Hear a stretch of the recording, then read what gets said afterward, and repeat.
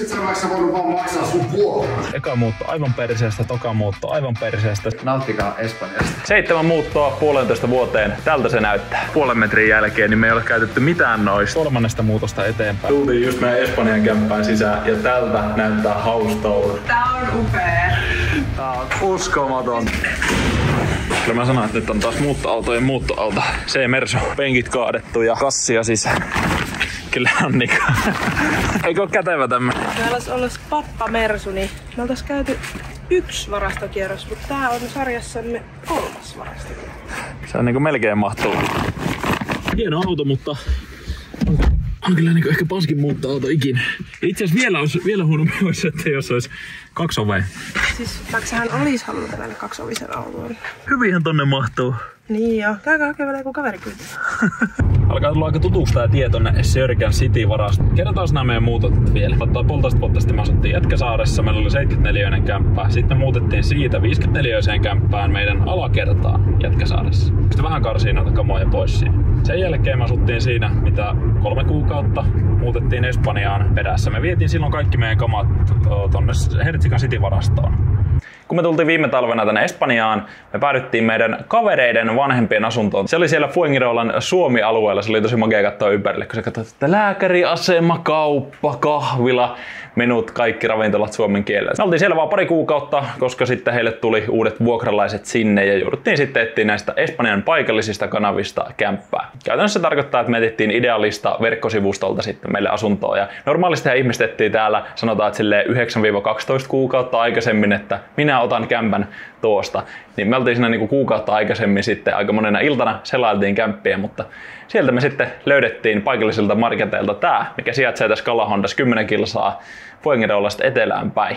Näissä Espanjan kämpissä on jonkun verran skämmejä, että kuuluu semmosia tarinoita, että joku on vaikka maksanut jo vuokraa etukäteen ja sit sitä kämppää ei edes ole ollut olemassa. Joten oli tosi hyvä, että me päästiin katsoa vähän tätä kämppää. No sisältä me ei päästy katsoa, mutta tuossa pihalla fiilisteltiin ja todettiin, että vitsi, tänne me tullaan. Toi oli absurdia, että mä en ole ikinä ennen muuttanut taksilla. Pakattiin kamat sinne taksiin ja mä olin tuonut siis Suomesta moottoripyörän tänne talveksi, niin mä ajoin sitten motskarilla tänne. Ja tässä kämpässä me oltiin sitten se 4 kuukautta ja oli aivan 5/5. Yksi kaunis päivä soittelin kaverin kanssa sitten kuulumisia ja kerroin kämppätilanteesta, että etsitään kalustettua kämppää Helsingistä, koska me ei haluta hirveästi tavaraa, koska me halutaan taas tulla seuraavana talvena tänne Espanjaan takaisin. Kesäkuun alussa meikä hyppäsi sitten moottoripyörän selkään ja paino 5000 kilometriä Suomeen moottoripyörän päällä yksin. Se oli kyllä ihan jäätävän nopea reissu. Siitä pitää tehdä ehkä ihan oma video, koska mulla oli GoPro päässä koko reissuna. Ja heillä oli semmoinen tilanne, että heidän vanhemmat muutti Hankoon kesäksi. He muutti heidän vanhempien vähän isompaan kämppään ja me päästiin sitten sinne heidän kalustettuun kämppään Ullanlinnaan. Se oli ihan viimeisen päälle mesta. Oltiin oltu yö poissa, tultiin takas ja sitten katsottiin, että hetkinen, että miten meidän keittiön pöytä on ihan vedessä. Sieltä oli yläkerrasta tullut vedet sinne meidän kämppään. Se oli hauska, käytiin sitten koputtamassa sinne yläkertaan ja kyseltiin vähän, että moro, että onko teillä joku vesivahinko täällä menossa? Siellä oli 2 tämmöistä oma elämänsä remppamiestä sitten kertomassa. Ei, me pikkusen ollaan tuossa vaan remppaa tehty, että ei kai se nyt mitään vesivahinkoa ollut. Ja no sit hän meni kuitenkin katsomaan sinne heidän astianpesukoneensa taakse ja sit kuuluu se legendaarinen. Oho! Joo, kyllä täällä on vettä ja no ei mitään, siitä soitettiin sitten tietenkin vuokraantajille ja vakuutusyhtiöihin ja kaikki mahdolliset keissit läpi ja jouduttiin muuttaa pois siitä kämpästä. Me käytiin Kalliossa pyörähtää tämmönen pidempi viikonloppu siinä kun Airbnb:ssä, kun ei löytynyt aluksi sopivaa kämppää. Sitten löytyi tämmönen puoliksi kalustettu kämppä tosta Töölöstä sitten kanssa kontaktien kautta, niin nyt oltiin kuukausi siinä ja nyt tosiaan nokka kohti Espanjaa samaan kämppään, missä me asuttiin silloin viime talvena se pidempi pätkä. Niin vitsi miten kiva, kun tässä on oikeasti aika monta kertaa niin sanotusti vaihtunut lähikaupat ja lähikuntosalit ja ollut vähän ehkä liikaa semmoista muuttoa ja elämistä tässä.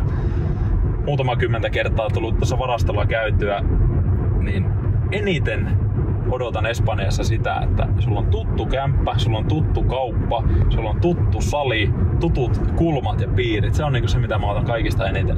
Se mikä tässä muuttorumpassa on kiva, että tavaroiden määrähän pienenee aika merkittävästi, että alkuun vitsi mikä Porsche. Että kun sä kuljetat niinku toista kertaa häkkivarastosta toiseen häkkivarastoon samoja tavaroita, niin sä hiffaat siinä, että tässä ei niinku hirveästi mitään järkeä. Niin se on ollut nyt kiva. Me ollaan vuosi asuttu kalustetuissa kämpissä ja meillä käytännössä kaikki tavaratomaisuus on niin tosi kätevästi liikuteltava. Nyt hommasin ton pleikkarin ja telkkarin. Pleikkari otetaan mukaan myös Espanjaan. Pääsee pelaamaan Battlefieldia ja näin, mutta tuo telkkari nyt oli semmonen ensimmäinen säilytty. Meillähän ei mitään siis niinku ruokapöytiä, sohvia, sänkyjä. Koska se oli joku 5-6 vuotta sitten, kun aloin suunnittelemaan, että meikä haluaisi tämmöiseksi niinku digital nomadiksi niin sanotusti. Unelmana on lähteä tämmöiseksi digital nomadiksi, eli käytännössä sitä, että pystyy ottaa vaikka kameran, läppärin ja lähteä maailmalle reissuun. Lähdin silloin jo miettimään, että mä en tuu ostaa mitään tämmöistä niinku asiaa, mikä sitoo mut johonkin paikkaan, että sen takia mä ostin itselleni MacBook Pro enkä mitään pöytäkonetta. Mä halusin, että mulla on kaikki mun duunit, kaikki mun muu elämä on silleen tosi helposti liikuteltavaa, tosi mobiilia. Ja se on ollut kyllä tosi unelma, että tämähän on nyt 4. talvi ulkomailla, että se on myös mahdollistanut sen. Tää on aina hyvä Tää on ihan tämmönen nopakka väli, sanotaan, että meilläkään ei hirveän iso auto oo, että tähän kun tuut muuttoautolla, niin tiukaksi vetää. Mikä se on Jenkeissä se ohjelma, kun ne ostaa se tyhjän varaston ja lähtee huutokauppaamaan sitä, niin en tiedä, tammikuussa. No joku semmonen joo, mutta tammikuussa melkein huutokauppa. Voin kertoa, että tää on joku 7/4 varasto. Tästä ensimmäisen puolen metrin jälkeen niin me ei ole käytetty mitään noista 1,5 vuoteen, joten mä luulen, että niitä ei varmaan silloin tarvita. 140 kuussa. Joo, tai sitä luokkaa. On se niinku, mutta tämäkin on hauska ajatella, että on se kuitenkin niinku, se on kuukauden vuokra Helsingissä niinku vuoden mittakaavalla kun ottaa, että ei tää niinku ilmasta ottaa tavaroiden säilyttäminenkään täällä. Se on hinta, mitä siitä joutuu maksamaan. Tää on myös yksi vaihtoehto, että me muutetaan tähän koppiin ja maksetaan 140 vuokraa. No se olisi ihan paras. Mietit, tohon menisit nukkumaan tohon päälle. Niin siitä kun pyörähät aamulla käännät kylkeä, niin voin kertoa, että on hyvä meininki. Jotain varmaan mietityttää auton kohtalo. Tosiaan tää on leasing-auto. Työsuhdeautona meikäläisellä, joten sen puoleen. Mä oon täällä niistämässä. Työsuhdeautona meikäläisellä, joten sen puoleen tästä käytännössä luovutaan nyt kun lähdetään sitten Espanjaan ja katsotaan keväällä sitten minkälaista pidissiä tulee alle, veikkaan, että joku ehkä pykälän maltillisempi. Tää oli hieno kosketus ja tämmönen niin makupallo tämmöiseen hienoon autoon. Joku tässä hommas haisee, koska tää on ollut todella kivuton muutto. Kaiken lisäksi mä oon ollut kipeänä ja mä olin niinku valmistautunut, että mä menehdyn tähän. Se tässä on, kun muuttaa näin paljon, että ne muutot menee oikeasti kivuttavammaksi, että se eka muutto aivan perseestä, toka muutto aivan perseestä, sitten 3. muutosta eteenpäin, niin se alkaa olla semmonen, että sä suurin piirtein tiedät, miten se palapeli rakentuu siinä, kun niitä tulee tiiviisti ja ei pääse kertyä niitä ylimääräisiä tavaroita sinne kulmiin. Kämppä siivottu ja nyt enää sohvaa pihalle. Ja nyt jouttiin oikeasti muuttaa hommiin. Niin. Se oli ihan sun oma valinta nyt. Haluatko näyttää siltä, että on hallussa? Sit mä oon tässä. Oliko se sittenkin hyödyntää? Ei ottaa. Selkeästi. Mikä sanoi? Pivot! Työnjohtaja. Eiks kukaan muista frendi? Hyvä jätkä. Hyvin menee. Tosi hyvin menee. Miksi mä voit Espanjaa tän mukaan? Miksi et sä voinut vaan maksaa sun vuokraa? Tää oli tää perintäihmisen polvien lumpi. Joo, eli me oltiin siis Jarnon kämpillä ja sä niinku pelastit meidät kirjaimellisesti näiden kämppäkuvioiden suhteen.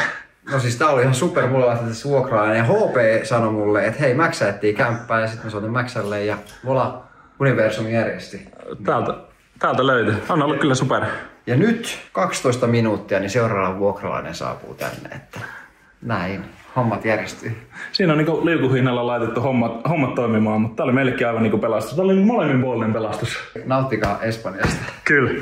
Dudsoneilta on siis leffa tulossa ensi keväänä. Itse olen kesätöissä siellä sitten kuvailemassa shortteja Laitisen kanssa heille. Ja nyt katoin just 8 videoa julkaistu tällä hetkellä. Tehtiin kanavat nollasta vaikka TikTokiin Dudsoneille, niin 10 000 seuraajaa tuli nyt täyteen. Ja eka video, mikä otti siellä nyt jo 7 miljoonaa näyttöä TikTokissa, 3 miltsiä Facebookissa, että yksittäisellä videolla saatiin yli 10 miljoonaa näyttökertaa. Korostan sitä monikanavaisuutta, mitä noissa kannattaa tehdä. Että kyllä toi aika niinku hyvin lähti. Tietenkin Dudson on ison duunin tehnyt siinä brändäyksessä ja toi, että me pystytään klippailemaan heidän vanhoja klippejä sieltä, legendaarisimpia pätkiä niin sanotusti, niin on kyllä tosi iso etu. Ja sit, mitä me ollaan pysty tuomaan siihen, niin me ollaan kirjoitettu niihin semmosia tekstejä, että lähetä tää sun kovapäisimmälle kaverille, kenen faija.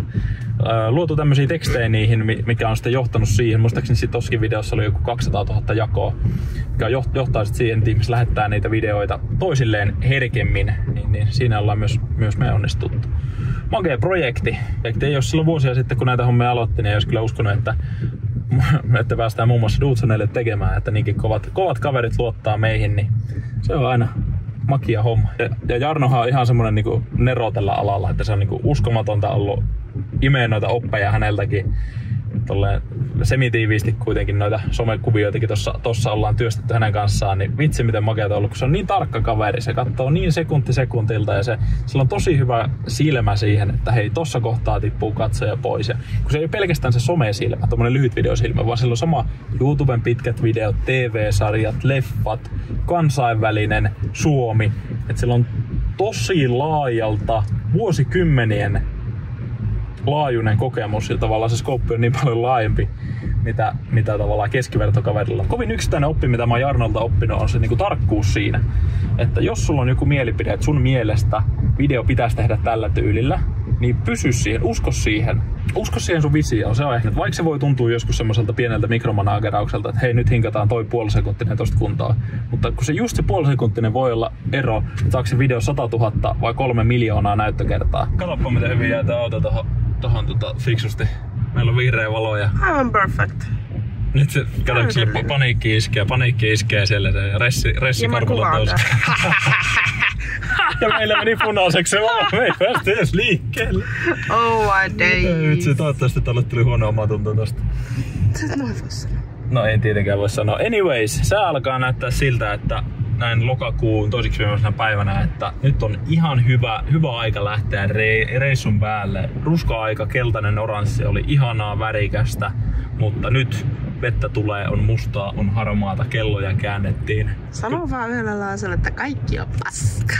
Ei oo, kyllä mä dikkaan tästä, mutta sit ihan rehellisesti se Malagan 24 astetta lämmin. Onhan tää kontrasti nyt vähän tälleen It's different. Kaikki koko Helsinki on niinku samaan aikaan liikkeellä. Se on aamulla ja se on iltapäivällä ja en silti menis bussilla. En silti vaihtais bussia. En varmana mene. Varmasti vaihtais bussia. Mä en oo vuoteen mennyt julkisilla. Se on nyt niinku statement. Että... Paitsi lentokoneella. No se käännyt on vähän silleen, että... Ei mielellään yksityiskoneella. No, ei riitä pinkkaa, mutta menisin, jos tämmönen vaihtoehto olisi. Eteenpäin. Nähtiin tuossa nopeasti vielä yhtiökumppania ja laitin sen Aleksia ja kysyin sitten häneltä, että mitä mieltä sä olit silloin aluksi, kun mä sanoin, että mä tuun lähteä ulkomaille talveksi. Silloin ihan eka kerran oli se fiilis, että kaikki kaatuu, että eihän tää onnistu mitenkään, että meidän pitää olla sillä Jyväskylän samassa kopissa joka päivä liveenä, mutta Nyt siinä oli siis tohon hauska tarina, että jätkät ei antanut mun aluksi lähteä Espanjaan. Tää on tyyli Helsinkiin jäänyt lähteä, mä en tiedä mihin mä haluan lähteä. Joo, siis etelään halusin, niin mä asuin 2 kuukautta Vantaalla sitten ja siinä piti vähän niin lainausmerkiksi todistaa, että hommahan pelittää. Se oli testi, hyvin meni. Ja nyt kun Max ilmoittaa, niin ei niinku ihan minkäänlaista hetkäytystä. Pikkusen me jutellaan, että miten nämä käytännöt menee, mutta enemmän se on normaali kuin poikkeus. Meillä on Höyrymedialla tämmönen vajaa 20-henkinen tiimi tekemässä näitä lyhytvideotuotantoja ja oma rooli on pitkälti siirtynyt pois tuotannoista ja käytännössä markkinoinnin, asiakashankinnan ja konseptoinnin puolelle. Eli suomeksi sanottuna tuijotan läppäriä päivä. Kello näyttää siltä, että täällä on paskasää ja nyt lähdetään. Nyt lähdetään. On se kyllä hieno auto, ei siitä niinku pääse mihinkään. C300E Mercedes-Benz 2023. Siinä nukuttiin sitten yö Klaukkalassa ja lähdettiin lentokentälle. Loungeen syömään ja ollaan varattu koneeseenkin ruuat. Aika hyvä se lounge, ei ole ikinä tullut käytyä tuossa Suomen pään loungeissa ennen. Hyvin työtilaa, rauhallista. Shoutout OP. Kyllä tuo kultainen kortti näköjään kannattaa. Koneeseen otettiin mukaan ne isot käsimatkatavarat sekä yhdet ruumalaukut molemmille henkilöille. Niin. Mitäs näyttää Malagassa? No siis, siellä on vähän piileväs, mutta on siellä niinku 20 lämmintä ja sitten...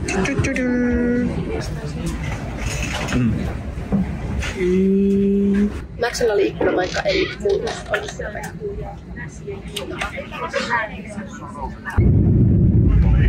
Nyt on aurinko. Joo, aika tämmönen niinku... Sanotaan, että lämpöisen oloista. Mutta oli siis tietysti, ne taas näkyy noin vuoret tuolta lentokoneesta. Ne oli ihan semmoinen olo niinku tulossa kotiin, mutta siis sillä, että sit kun mietin, että mekin on oltu täällä niinku 3 talvea yhtä aikaa. Tää 5 kuukautta sitten lähettiin tosta kämpästä ja nyt sitten takaisin sinne. Otettiin tää kämppä nyt poikkeuksellisesti suoraan meidän vuokraantajille, laitettiin suoraan heille WhatsAppia. Tällä on yleensä tapana käyttää tämmöisiä asunnon välittäjiä, jotka tietenkin ottaa sitten puolen kuun vuokran siitä välityspalkkiota, mutta koska me oltiin täällä samassa kämpässä viime vuonna, niin meillä on niiden omistajien WhatsAppit ja kaikki muut yhteystiedot tallella, niin siinä säästettiin taas sitten 1,7. Ja tässä on meidän omaisuus tosiaan. 2 tommoista ruumanväkiä, mun on pakko hommata siis tommonen kanssa itselleen ja toi ei oo hirveen kätevä. Ja sit 2 tämmöstä Ospreyn reissureppua, meikällä samanlainen Far Point vai Far View 40-litrainen. Aivan täydellinen reissureppu nyt. Siis Max sai mut ostaa tän ja mä oon saanut niin monen mun kaverin ostaa tän, siis tää on niinku aivan ylivoimainen. Niin tässä kun otellaan tätä vuokraantajia, niin tässä näkee tänne espanjalaisen parkkikulttuuri aivan niinku täysin. Et eihän tää niinku silleen kovin virallista parkkialuetta oo ja tossakin, niin mitä luulet, että Suomessa olisi tämmönen, niin ei ehkä olisi ihan hirveän kaukana, että tulisi keltaista lappua. Mutta tää on yksi, miksi mä Espanjassa dikkaan. Että täällä niinku jengi sanoo, että liikenne on hurjaa ja mitä vielä. Siis liikenne sujuu, kun jengi uskaltaa ajaa täällä ja on maalaisjärkeä parkkeerauksessa. Ja siis oikeesti... Kunhan ei oo kenenkään tiellä, niin all good. Siis oikeesti liikenne on sujuvaa, koska kaikki ajaa niin kovaa. En mä tajua miksi tää... Me tultiin just meidän Espanjan kämppään sisään ja tältä näyttää house tour. Ihan jäätävä. No siinä on vessa, suihku ihan alkuun. Tästä tullaan sisään. Sohva, vähän tuommoista pientä sisustusta, telkkari seinässä, keittiö. Täältä tulee makkari. Tää on ihan makea kanssa. Vaatekaapit, toinen telkkari. Parvekkeen mä näytän viimeisenä, koska se on aivan älytön. Täällä on meikän työhuone. Siinä on siis joku sänky. Työpöytä ja täältä kun katsotaan verhojen taakse näkyy ranta. Siinä menee tää A7. Oikealle päin niin Fuengirola Malaga, vasemmalle päin Marbella. Tää on käytännössä täsmälleen siinä Fuge ja Marbeen puolessa välissä 10 molempiin suuntiin. Ja kauppa näkyy tuossa, siinä on Mercadona ja tosiaan kuntosalit muut systeemit on sitten tuolla mäen päällä. Tää parveke, tää on siis aivan sairas. Tää on niinku... Tää on upea. Tää on uskomaton tää parveke. Että täällä syö joka ikinen aamupala seuraavat 71 päivää. No ihan varmasti. Siinä pieni sohvaryhmä ja partsit ja peilit ja... Kato, Gibraltarkin näkyy. Gibraltarkin näkyy, sekin vielä. Gibraltar. Ja se mikä tässä on uskomattominta on se, että seuraavat 2 kuukautta voimme sanoa tätä taas kodiksi. Just näin. Siis aivan ihanaa oikeesti. Tässä oli vuokraa 1300 neliötä, joku varmaan 70. Jep. Ja sähkölasku sitten täällä on aika kallis, että se on joku satku siihen päälle, eli 1400 €. Eli huomattavasti halvempi Helsingin vuokriin verrattuna, ja onhan nämä maisemat ja kaikki, tää on 7 kerros ja jumaleissaan kun on systeemiä. Ja on muuten plussaa uimaalaskin pesty, kun viime kerralla se oli vihreä. Tulee niin tämmönen niinku iltainnostus tässä. Lähdettiin käymään kaupassa hakemaan vielä kaikki. Tehtiin Uberissa kauppalistat muut ja nyt sitten merkikseen. Niin oikein tämmönen niinku innostuttaa tää asia. Siis superinnostuttavaa oikeesti. Meillä on tässä niinku ruvettiin konsaplääneäkin miettiä tässä. Me otetaan tästä meidän ruuat. Siinä on merkkis. Ja täällä on meidän meal prep-paikka. Aivan niinku täydellinen. Täältä saa niinku kaikkea. Täällä on siis valmiita ruokia, vaikka mitä. Ja sitten täällä on supplementteja ja muita. Ja täältä saa. Haettiin vähän ruokaa täältä ja miettikää. If your chef looks like him, it must be good for gains. Thank you so much. This is the best place for sure. And these sweets, I'm like in Finland you say herkkupersu, which means like you have a sweet ass. and this is like the best thing ever. This is like the chocolate protein bar or something. Yeah, of course, handmade protein bar. Yeah, lovely. Because it's without sugar. You know, then diabetic people can take it. Yeah, it's so great to see you again. Me too, for sure. On niinku super fiksun hintaisia vielä. Sillä ei ole mitään niinku 15 € annos, vaan oikein joku tyyli 7-9 € per annos. Niinku halvempaa kuin Suomen lounas. Hän halusi laajentaa niinku koko Espanjan ton systeemin. Niin sanoi, että 20 tonnia kuussa tekee liikevaihtoa tolla. Että niinku kokkaat ruokia 2 kaverin kanssa. Että tietämättä raaka-ainekustannuksia, mutta ihan kohtuullista liiketoimintaa. Espanjan kaupoissa tää on yksi parhaista jutuista. Vaikka sä tietäisit, että mitä siinä on, niin näissä melkein aina joku kuva tosta. Ihan superkätevä. Siinä possua, kalkkunaa. Siinä näköjään molempia. Ja Espanjasta tää jäätelöhomma, tää on niinku Silloin kun me oltiin tiimin kanssa Marbellassa viime keväänä täällä Espanjassa, niin me ostettiin noita natajätskejä sinne 15 pakastimeen. Mä unohdin kertoa siitä kellekään, että siellä on niitä. Eikä oli siellä 4 päivää vetänyt niitä yksin. Mä katsoin, että ei kukaan muu syönyt. Mä oon unohtanut kertoa, mutta saapaan itse enemmän. Näissä Espanjan leipähyllyissähän on muuten tää älytön juttu, koska sä voit niinku pilkkoa. Sä voit ottaa tosta hyllystä leivän ja sit sä voit painaa tohon, missä toi herrasmies menee. Ne on siis niinku pilkkoa sille suorat viipaleet siitä leivästä suoraan paistohyllyltä. Ja. Aivan pakko. No mä otan tommosen. Täällä on siis suklaakraisentteja yleensä, mutta ne on tossa. Kaikille muille niin syökää, mutta jos sä oot Fitbroidit eli meikä valmentaja, niin otetaan yksi cheat day. Huomenna ehkä toinen, kun käydään susia. Hei, no mutta tänään ei ollut syöty juuri mitään, joten mennään noilla. Ja nyt kun päästiin kaupasta, niin 1 kassi, 2 kassi, 3 kassi ja sitten vähän vettä ja muut systeemit, niin mitä? 90, 24 perus Alepo, mistä aina käyt hakemassa, niin sillä kun se 1 kassi maksaa sen 100 €, niin täällä saat niinku 3 kassia. Aivan huikea. Siis meillä on oikeat haarukat. Tämmöset, siis kun mehän ollaan nyt edelleen kuukausi syöty näillä kertakäyttöhaarukoilla. Mä en sano tekohaarukoilla, mutta kertakäyttöhaarukoilla. Ja sitten tää jotenkin, tiiäks, kun sä tuut heti ja sä tiedät. Tää on niin teille, jotka asutte samassa kämpässä aina, niin ei mikään juttu. Tiiäks, kun sä tuut ja sä oot silleen, että hei, joo, et edes kato sinne. Oot silleen, että joo, tosta muuten löytyy haarukat. Luksus. Ei se muuttaminen sen vaikeampaa. Me irtisanottiin kämppä, laitettiin kamat varastoon, tultiin tänne ulkomaille ja nyt sitten ollaan täällä seuraavat 10 viikkoa. Mä ajattelin tehdä tämmöisiä matalan kynnyksen YouTube-videoita, missä meikän kanssa pääsee ikään kuin hengaamaan näin virtuaalisesti. Että jos sulla tulee mieleen jotain aiheita, mitä kiinnostaisi tämmöisen 26-vuotiaan yrittäjän elämästä, joka asustelee nyt Espanjassa, niin heitä ihmeessä tonne kommentteihin videoaiheita.